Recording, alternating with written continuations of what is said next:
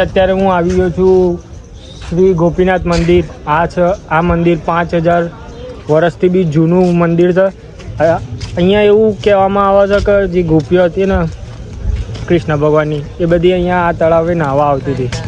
હવે સાચી વાત છે તો આપણને ખબર નહીં, પણ ઇતિહાસમાં લખેલું જ હશે.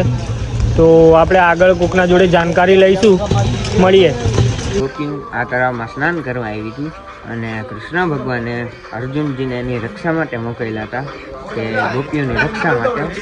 ને અર્જુનને ઘમંડ હતો કે મારા જેવો કોઈ બાણબાજ નથી, એનો ઘમંડ કરવા માટે સ્વયં શ્રી કૃષ્ણ ભગવાને 4 કાબાલોકને મોકલેલા તેના પાસે, અર્જુનજી પાસે.